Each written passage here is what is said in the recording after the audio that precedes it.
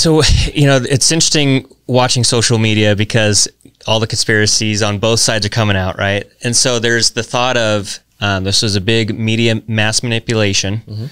I think if you focus in on any type of topic, whether it's car accidents or whatever it might be, and if you go, oh my gosh, there was X amount of car accidents, and you blow that up into the national story and, hey, we shouldn't drive cars anymore and all that kind of stuff. So you could do that with anything. And so there's that thought out there that this is the presidential election year. A lot of people hate Trump. They want to get him out. And is that at play?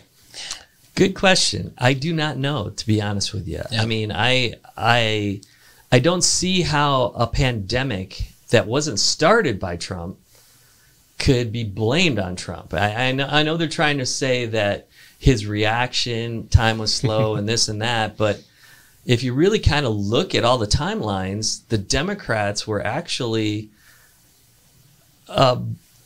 making him look stupid for wanting to close the country from China and Europe and all these other places. So, I mean, I don't know how they're going to pull that off, and the economy was the best ever before this thing. Yep. And so unemployment was stupid low. And, so I don't know how they could actually blame him other than they can make all the armchair quarterbacking decisions now and say we should have done, we could have done. And when in fact, you're just flying blind when it's a completely unknown thing like this. Well, absolutely. And I mean, this is something that just swept through, super quick. Right. And so it doesn't matter who's in that role. No. You're making your best shot there. Yeah, exactly. But it's so interesting how they'll just try to peg anything and everything on Trump. And what's the joke? He can cure cancer, and he'll say, "Oh, he's putting doctors out of work." Right, exactly. So that's why, just on this local level, it's interesting. Politics is it's a tough business, man. Yeah.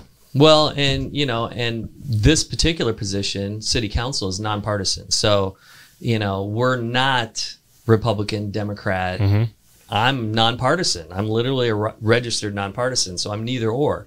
I think they both stink. Yeah. So both Republican 100%. and Democrats are there's a lot of self-serving going on and a lot of power grab on both sides. Yeah.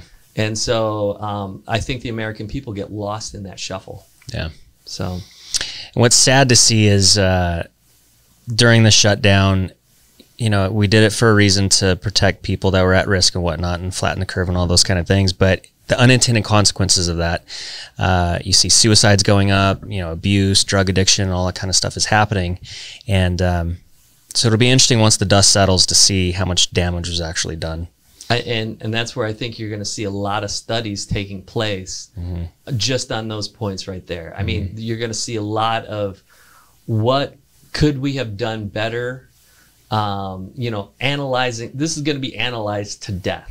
I mean, and there's going to be, each side is going to have their points and counterpoints. So and we'll argue about that, damn absolutely. in infamy. It's just like forever they'll argue, we should have done this, you could have done that, we should have opened up quicker, we should have stayed closed longer. It's definitely it's going to be an interesting, there'll probably be a college course on the pandemic of 2020. 100%. Yeah, I totally think so. And you're